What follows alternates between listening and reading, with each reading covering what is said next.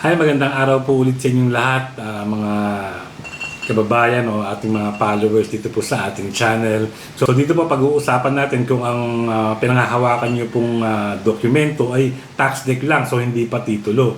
So ano po ba yung mga dapat ninyong gawin para magkaroon kayo ng titulo? So ibig sabihin, kung tax deck lang hawak nyo, hindi po talaga titulo yan. No? So pero may mga paraan po na pwede natin gawin para magkaroon po tayo ng titulo. Kung hawak nyo yung tax deck at meron pa kayong ibang mga kailangang requirements para magawa itong titulo. So, ang una nyo pong gagawin, kung ang hawak nyo po ay tax deck, so kunin nyo po kung ano po yung mga kailangan pang mga requirements. Then, kailangan nyo po iyang ipasa doon sa DNR. Iyan po ang pinakamabilis na inyong gawin. So, ngayon, itatalakayin po natin yung pagkakasunod-sunod na dapat nyong gawin kung ang hawak nyo ay tax deck lang. So sundan nyo lamang po itong mga sumusunod na hakbang para po yung tax deck po ninyo ay maging isang titulo. So simulan po natin. So number 1 po, kung gagawin nyo, ay ipacheck nyo po yung status ng lupa na hawak ninyo sa DENR o Sendro o Penro, o magpa-check kung ang area ay alienable at pwede sa titling. So humingi po kayo ng certification o verification kung mayroong available. So yan po yung step 1. So maaari nyo pong i-save itong video na ito para makakuha nyo po yung mga hakbang na kailangan nyo gawin. So sa step 2 po, ayusin ang tax deck at documents mo. So mas maganda po kung may mga tax deck kayo na mga lumang tax deck pa na mga binabayaran nyo, mas maganda po at mas malinaw po na talagang binabayaran nyo itong ang lupang ito. So maganda pong ebidensya yan.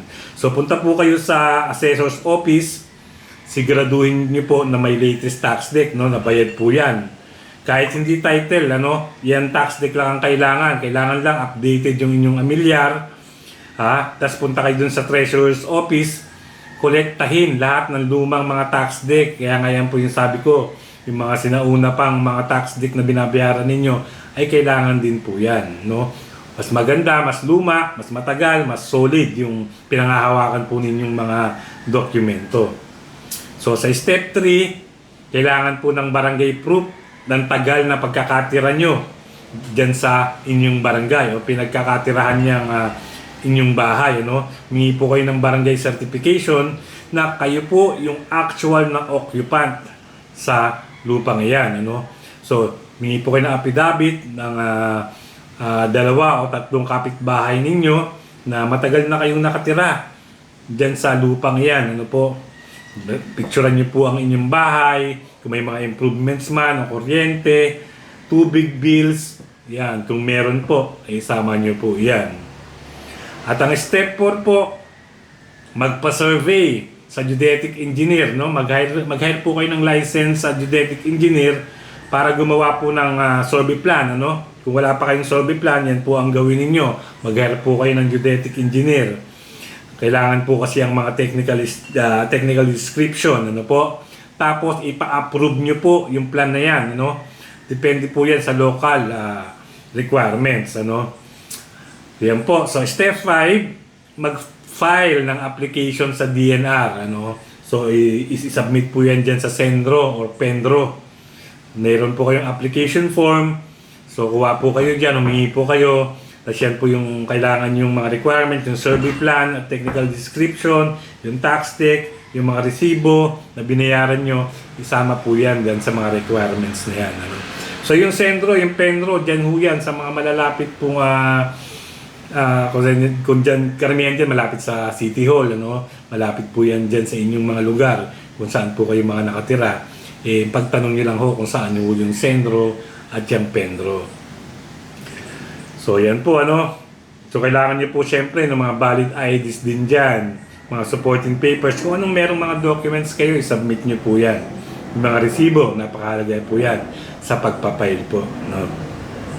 So pagkatapos nyo pong mapile ito, doon po sa Sendro, ito po yung file ito po yung step number 6 na ine-entay po ninyo. Kung na-file nyo po yan, bibigyan ka ng receipt at ang schedule ng verification.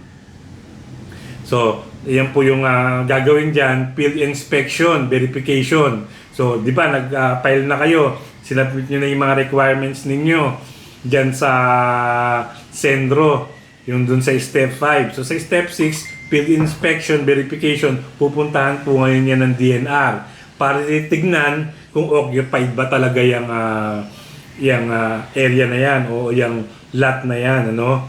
Kung walang conflict o kung may walang overlap, walang claimant, ano? Wala bang ibang claimant o tama yung mga boundaries ninyo at actual use, sigurado ho, ano, na maganda magiging proseso po niyan. So, yan po yung step 6. Sa step 7 po, yan na po yung approval and issuance ng patent. So kapag pasado na po yan dyan sa DNR, pagkatapos po na survey at nasabi nila na, pwede itong ibigyan ng title, ano? So, mag-i-issue ang DNR ng patent. Ito po yung pre-patent document. Ito po yung basihan para magkaroon ng titulo. So, yan na po yan. So, ito po yung step 8. Doon na po kayo sa Registry of Deeds. So, pupunta po kayo sa Registry of Deeds, sa registration, ano? Dadalhin niyo po yan doon, ipoproseso ang patent sa Registry of Deeds para ma-register po at maalabas ang OCT. So, Original Certificate of Title o ang magiging title, ano? Yan po yung titulo. So, yan na po. Dito na po kayo magkakatitulo. So, ibig pong sabihin, ano? So, pag naayos niyo po lahat na ito, so magkakaroon na po kayo ng sariling titulo. No? So, pero hindi po lahat, ano? Hindi ko naman po sinasabi sa inyo na bumili kayo ng mga property na walang titulo o yung tax declar. So, kailangan din po ng masusing pag-iingat. Kasi marami nagtatanong po sa atin kung okay po ba pumili ng walang titulo, tax declar. Pwede naman po, pero kailangan po ng masusing pag-iingat. Ano? Kailangan niyo pong maging listo, kailangan niyo pong checkin ang mga papeles niyan, ano? Sino po ba yung mga nagbabayad ng mga kailangan bayaran diyan, ano? Kung sino yung nagbabayad sa tax deck, ano mga pangalan, buhay pa po ba yan o mga namatay na.